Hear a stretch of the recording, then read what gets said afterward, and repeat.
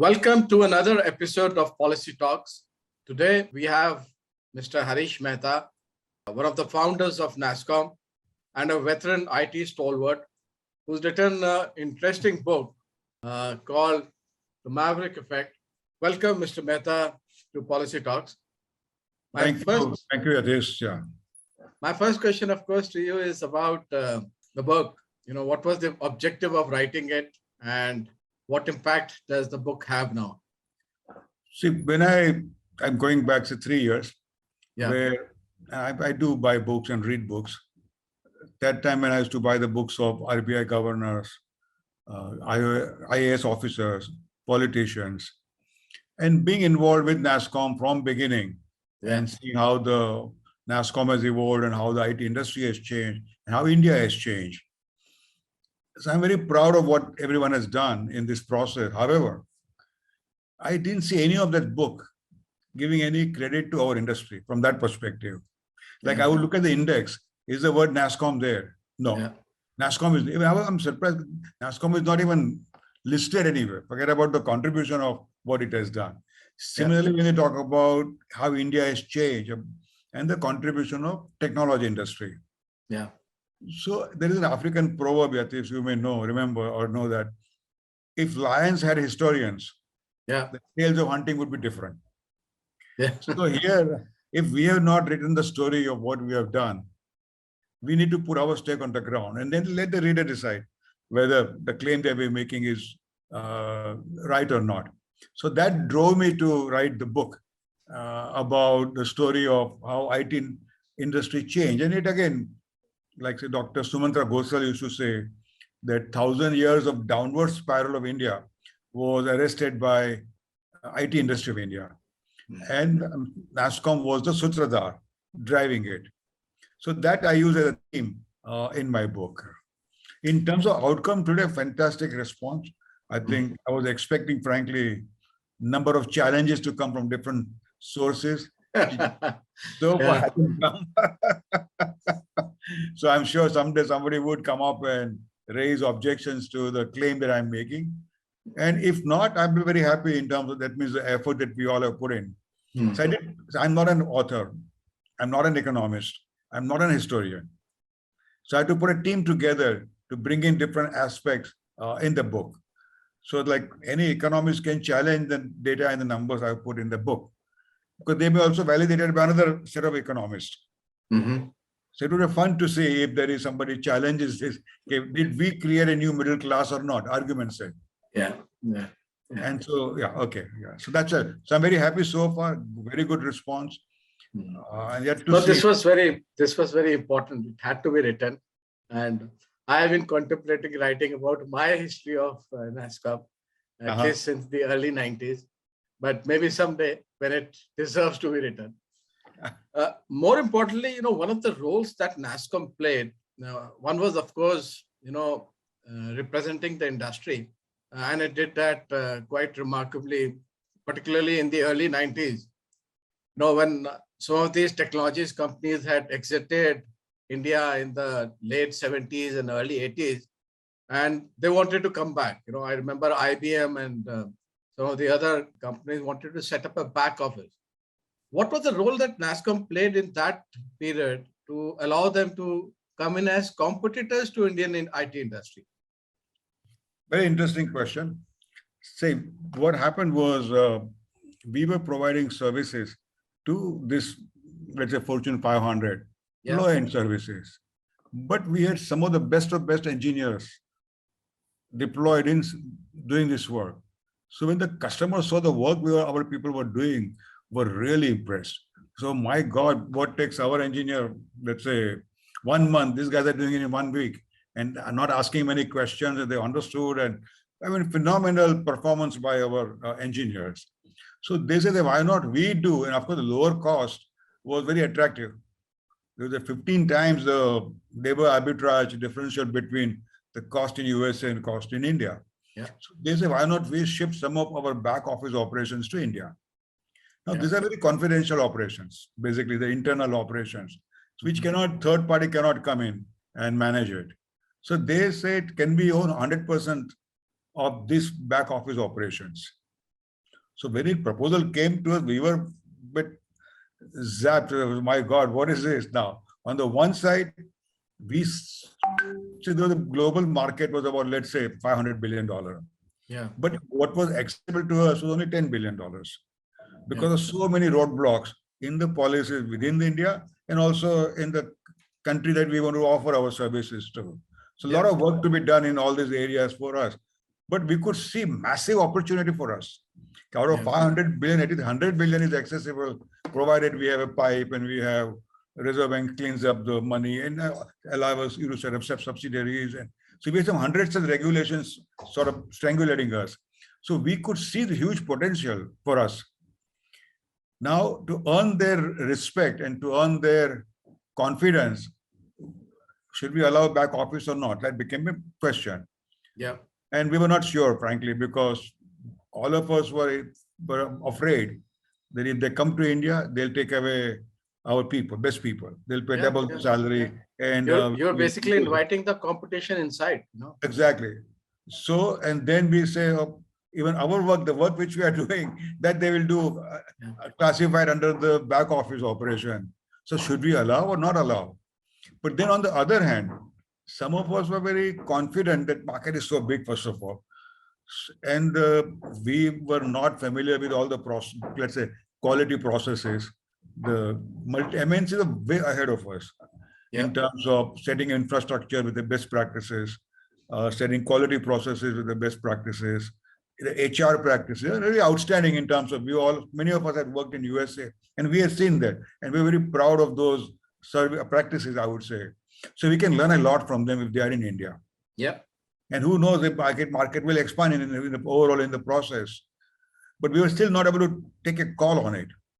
And I remember in one of the meetings, interesting that association, typically if you've seen that, in Indian industry associations have always lobbied for preventing entry of foreign companies. Here Nasscom was doing the reverse, Exactly. But I don't know how it happened. At that point, somebody, I don't know who that individual is, made a remark saying, whoever develops human capital of India is us. Yeah. And even an Indian company who doesn't develop the human capital of India is not us. Because our primary focus was overall, if you put it, is to continually develop the human capital of India. So that clinched we can say, Nasscom. So we talked to Mr. Kohli, we talked to Azim, we talked to Murthy, all the existing players. Do you have any serious objection? And everyone supported, frankly. After all the 1 year of debate, and then we approached Dr. Manmohan Singh at that time saying, we will recommend allow 100% ownership. And then, of course, there's the bureaucrats are very unhappy. Again, like an India company entered India, we are allowing MNCs to come to India and take away whatever. Even somebody even said, "Tum kiske dalal ho." So all that happened. But finally they saw, because we were ready with data facts, what kind of potential exists for our business. And they agreed. And that's how that they were allowed to come in. And today that business is, we have 1,800 R&D centers in India, 100% owned, employing more than 1.1 million people. And today, many of them are now doing very high-end work of co-creating future with their parent companies. So it's great symbiotic, I would say, between MNCs and the Indian company. They gain, we gain. Both of us are growing in the process. Yeah. So it is very rarely that industry associations, move out of their so-called industrial sector and start looking at the larger interest. Especially here, you are looking at the larger interest of developing human capital, that if people get trained, overall quality will improve. Every company, both Indian and MNC owned captive center, will benefit. But this outlook doesn't happen often. And why is that it happened at that point in time, but it is no longer happening now? Again, it has changed back to sectoral focuses. No, but even later on also, I think in 2000, when the Satyam crisis happened, again, another example where industry looked at it much beyond. Because when Satyam, that Raju's letter came out, within our So Mittal had a meeting with CEOs of Nasscom, top 25, 30, and said, what do we do? should we save Satyam or not? So most of us said, by and large, no, why should we save Satyam? It's an individual company, it's their shareholders, auditors, board of directors, their job to worry about, not Nasscom. But when we started discussing and debating, we realized that it is not saving Satyam. It is Satyam has customers who has millions of other customers, like bank. Bank will have other millions of customers. Or they had a telecom company as a customer who had millions of customers. If Satyam goes under, these millions of customers will be on the road. And that will hit India Inc. brand badly. All of us will lose business. Nobody would like to do business with India then. Okay, what kind of country is this? They're allowing this kind of services, so-called mission critical, to fail. So we said, no, we must save Satyam. And then someone went back to, called Corporate Affairs Minister, Mr. Gupta, and he said, we would like to proposal to give to you. So that time we called other ministers and he said, we should save Satyam. So again, they had a similar reaction. Why should we try to save Satyam? Yeah. But they also saw the value. Then they say, after 2 days, they talked to the PM and others, came back to us and saying that, yes, we would like to save Satyam, but however, for us to take over, it will take 3 to 4 weeks. They talked to SEBI, Mr. Bhave, who was there at that time. Okay, what will it take for us to do? So there are certain changes to be done, cabinet had to approve, and it takes a process that has to be gone through.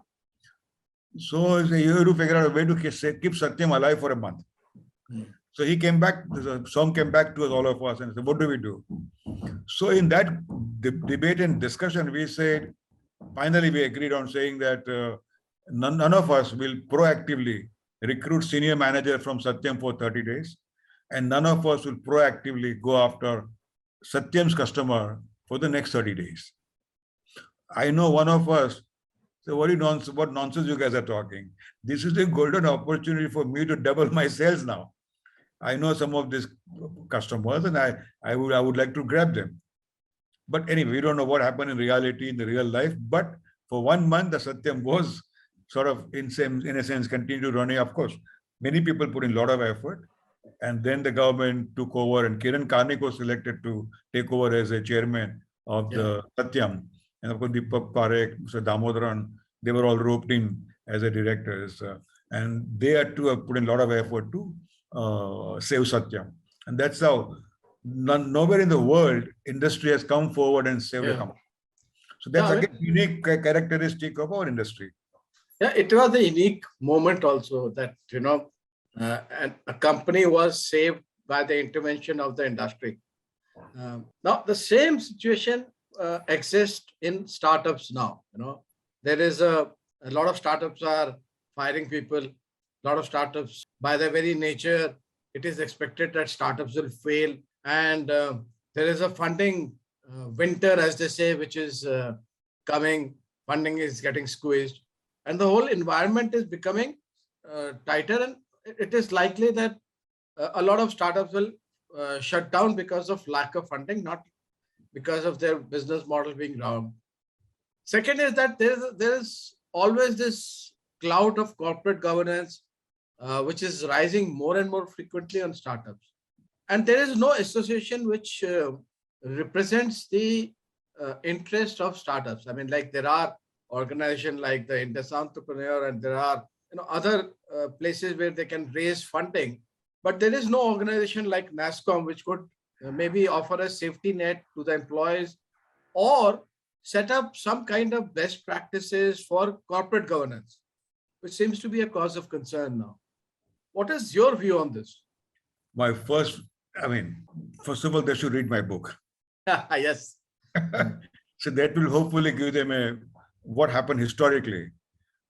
By coming together and collaborating and competing and keeping India first as a strategy, how you can minimize the damage that you just referred to, how you can save a number of things. We just talked about 2 case studies in that sense. So they need, unfortunately, the startups have grown without any umbrella in that sense. So even like one government officer told me, they are like Rajput warriors. They're fighting amongst each other. And nobody is benefiting, frankly, in the process. So there is desperately a need for a group of people to come together who are highly respected in the startup world and come up with certain processes and ways of doing things. Like say, at Nasscom, we had appointed a committee under Narayan Murthy for coming up with a code of ethics that industry should follow. And then it was voluntary. It was not compulsory for Nasscom members to follow, but it was voluntary. But at least we gave them the document and the guideline and the examples for them to see. You must follow. Then this is how the industry can change. So startups need to come up with many such, I would say, interventions to bring them together under one umbrella. It's absolutely must. If they bring the umbrella together, the first thing I would do is define the vision. Yeah. What is the vision for the startup as an industry? So if you don't know which direction are you moving, you're just looking at your own narrow perspective and building on it. I want that same creativity of a startup to change the world through the company, apply at least 10% of that creativity at industry level. Okay, how do you change the industry at a world level? And will we change the world? And those ideas are what are needed. Again, going back to our example of who is human capital, who is us? Okay, the basic question. These kind of questions should come up amongst themselves. And I'm sure they will find answers. They are not impossible or there's no rocket science behind it. It is just that people will come sit together and thresh it out and come up with those, I would say, reference points to go after and carry everyone. Yes, we will need person like Devang to evangelize it. It will not happen without that. Yeah. All that has to happen. Yeah. And people like, I think, Sridhar Vembu and all, they should lead this initiative. And I'm sure he'll find a Devang Mehta to evangelize it. And he'll find a Harish Mehta also there who would put or stitch together the various constituents and appease the different egos that exist, because to bring about the association, I think the fundamental role that you played was basically bringing people bigger than, a lot of bigger people together and making them focus on the larger interest, Narayan Murthy is sitting with Azim Premji on the same table and thinking not about their own individual companies, but thinking about the country. So I think that was what was different about Nasscom, at least in the first 2 decades of its existence. You may give me some credit. That's one part of it. But I'll tell you, say, when we started Nasscom, and again, it was not a rocket science. We said we must have we must represent 80% of the top line of the industry. Simple thing. Then you will not have multiple voices in public. One group pulling one leg, another group pulling another leg. Bureaucrat is confused. And then whoever has a muscle power or other powers would win and their policy would get adopted, which we had seen before with other associations. Yeah. So we didn't want that. So we want 80% of the top line to be represented by us. And Tata Group had 70% of the market share. And out of Tata Group, like I said, few Tata companies agreed to join, but we had to carry TCS also, Mr. Kohli also. Yeah, I remember Kohli was still not convinced. Yeah. Correct. He was not convinced, but we were very clear that we will not start till Mr. Kohli joined. Because who are we? Then we're a city level association. This is not a national level association. We don't represent the 80% top line. Yeah.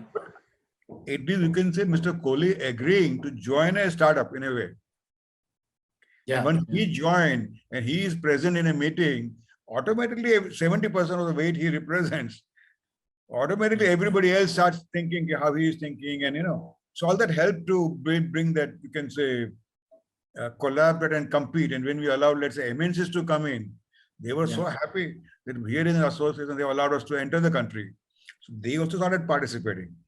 Another interesting story, which again startup world should know, is that China wanted to compete with India.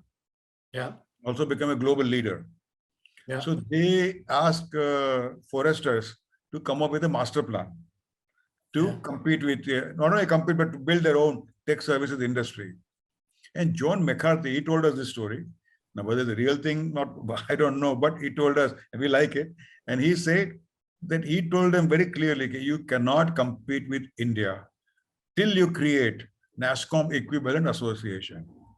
He said, I've never seen in the world IBM, Accenture, TCS, Wipro, all fiercely competitive companies sitting together across a table and keeping India first and solving the issues of the industry.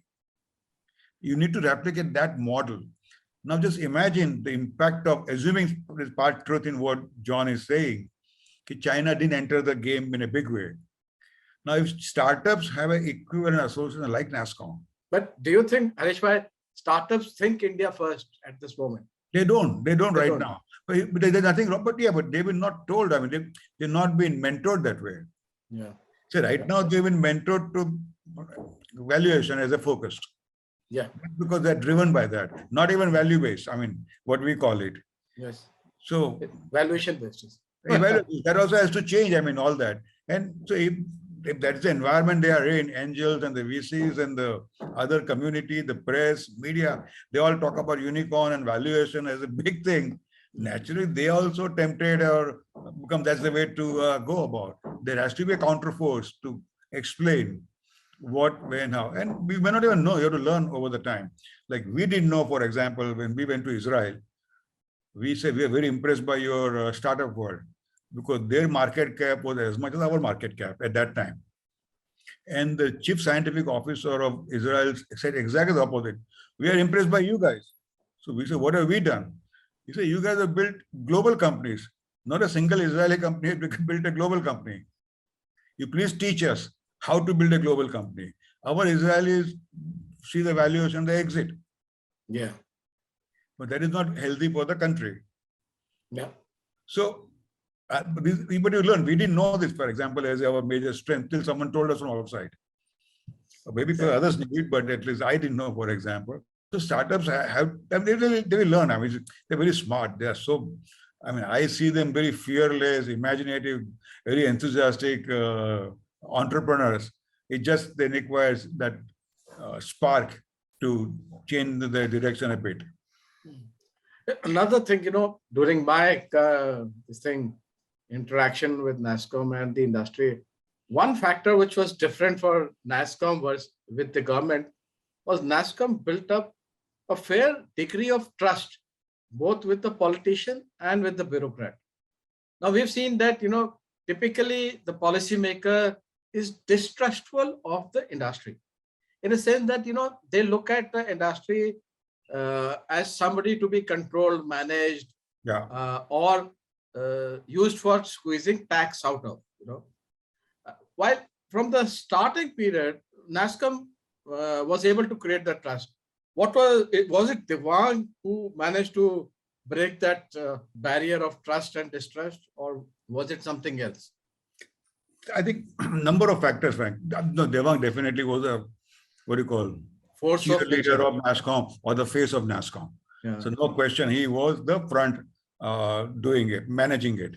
But behind him, we all supported him. For example, we realized that we decided that we'll allow all our meetings, any bureaucrat from anywhere can come and attend without invitation. Gotcha. And the bureaucrat without any invitation, because their experiences, others are completely different. And we had seen the trust deficit between the bureaucrats and us. So we said, come and attend. Even Mr. Vittal, when he came in, he said, give me 3 things to work on out of 100 regulations to be worked. And we said, no, you consult us before you make change anywhere in software. Then only we'll talk to you about the 3 things to be done. So that time also some officers said, why should we listen to private sector? Mr. Vittal said, well, they are saying they will only recommend. They are not saying you accept. Final decision is still yours. Your right is no one is taking it away. But at least you learn from them what they are doing, we don't understand technology that well. Why don't you learn from them also? It's good for us.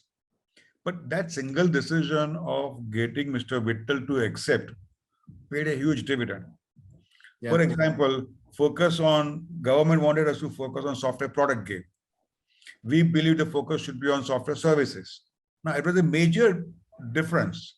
Yeah. But we came up with the reasons and how to do it. And that started building trust between the bureaucrats and us. See, all of our offices were open for bureaucrats to come and enter, and everybody.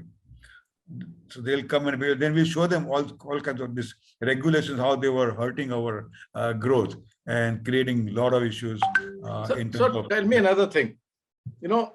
Sorry, yes, and Devang was outstanding. You talked about political. I remember for the Copyright Act, he gave presentations to every political party. If there were 15 political parties, he gave presentations to 15 political parties on the Copyright Act. So when the Copyright Act came to Lok Sabha, it just went through smoothly. I don't know whether you remember Roti, Kapda and Bandwidth slogan. That's another one, yes. I mean, he had a very interesting knack of capturing a problem into a political slogan. Typically something that politicians do very well. Yeah. It's rarely that you have a president or a head of a industry associations doing what the politicians do. But now there is an interesting change and shift which is happening in the landscape. A lot of policy change is not coming out of Nasscom or coming out of associations anymore. It is coming even in the technology space. We have what we call as digital public goods, and these digital public goods are coming out of one organization, and they're being adopted by the government across sectors. And this is having a far greater impact not only on India but also globally. So why is Nasscom not doing this part of the work? I don't think it is, frankly, our cup of tea to drive that. We are not the. See, it is again, if you look to get, say, Icepert, Nandan, and others who get involved and come up with these ideas. And it is only the young people, bright people who would come up with these ideas and do it. It is their job really to do it. So is Nasscom become old now? No, other way around actually. We provide the umbrella support. Just to give an example, Nandan was as a Congress, representing Congress and competing with Anand Krishnan of BJP. Yeah. And now 2014, I believe, elections. Now, suddenly Anand Krishnan from BJP started attacking Aadhaar. So when we saw it, we said, my God, this is stupid. I mean, this is not right. So we, at the Nasscom, we had a meeting together and we said, let us talk to whoever knows a BJP politician, let's talk to them and tell them, let the fight be between BJP and Congress. But don't hurt Aadhaar, which is a technology piece, which is a solid work done. And don't use that as your weapon against each other. We all, like I talked to Mr. Piyush Goyal at that time, please don't do this. You have elections, we're winning all one part, but this is the India's need. It is something we don't want to hurt. And like that, every one of us talked to whoever knew in the BJP. Then we had Ganesh Natarajan, Kiran Karnik. I think when Murthy, they all wrote articles in the newspapers saying, keep Aadhaar away. So we provide that umbrella support. So we are fully 100% behind what they do. I mean, so there's no question of, and we don't care where the idea is emerging, as long as it's helping development of India, we'll go all out and support. Doesn't have to be from our stable. I don't think it is true. I mean, again, who is Nasscom? It doesn't own by anybody.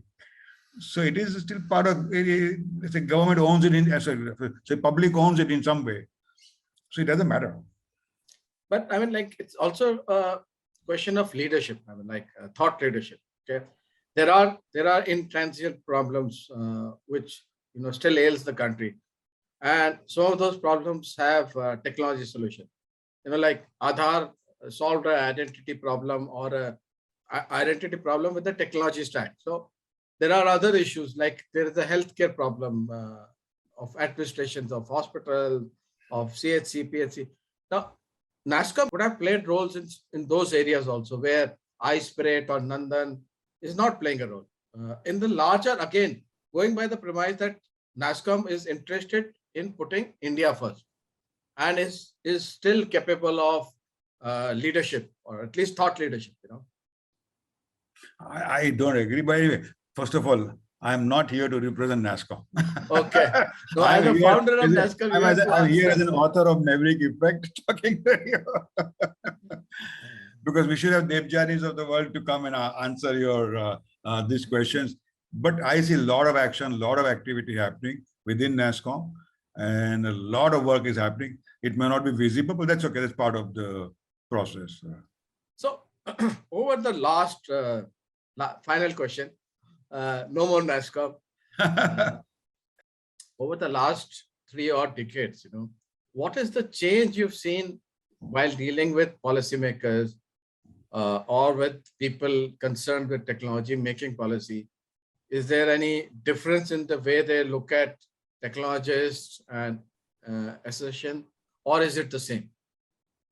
No, it has changed. In many areas, it has changed dramatically, in a sense that in the beginning, our challenge was, how do you increase the pie from $10 billion to 50, 100, 200? So that was the objective behind the policy making process, is to see that they remove the friction in doing business, and which involved 18 different departments to work with. Over the time, industry was $50 million. Now we are $200 billion. Yeah. Of course, the challenges are different. Now, like today, if you see the digitalization, the way it has changed the world, it's like a hockey curve also would look flat. Yes. I mean, phenomenal change has taken place now. Now, it has opened a massive opportunity for industry. Now, we have not seen this kind of demand before, ever. Now, our challenge is, how do we take this, our natural strength, convert this competitive advantage into a sustainable advantage? Yeah. How do we economize the ecosystems, synergies? How do you push the innovation boundaries? So these are the challenges in front of us today. Is policy helping you in any of those areas? We don't need the policy. It is more, frankly, internal, in terms of companies have to fend for themselves and drive it. We can only act as a funnel, or as a, create awareness about and what the opportunities are. And wherever we find the plugs, we'll plug that in. Like if you see, when it happened, the lockdown came. Yeah. Suddenly we had to ship 3 million laptops from offices to home. Yeah. So Nasscom moved quickly. Got it declared as an essential service. The circular went to some 300, all 500, 600 district collectors, 300 plus districts where we operate. And each district collector had his own way of interpreting the central. And then we worked with and we had something like, 180 volunteers out. And within 1 week, this 3 million laptops were shifted to home. It's the largest shift in the history of mankind. Absolutely. So Nasscom jumped in where it had to be done at a policy level to work both policy change as well as the implementation of it. Yeah. So it happened that way. So, but you can say, okay, right now more is about ease of doing business, and different points. Transfer pricing will have some small issue, or SEZ will have some issue, or like that. Such issues will come up, which we keep working on a day-to-day basis. But ease of doing business overall is one major focus. And of course, aligning ourselves with global regulations, tax-wise, and aligning ourselves with the global data, for example, all that. So that is the process we are working on right now. Wonderful. Thank you, Harish Bhai. That was quite an interesting and enlightening conversation. Thanks. Thank you, sir. Thank you, Yatish. Yeah.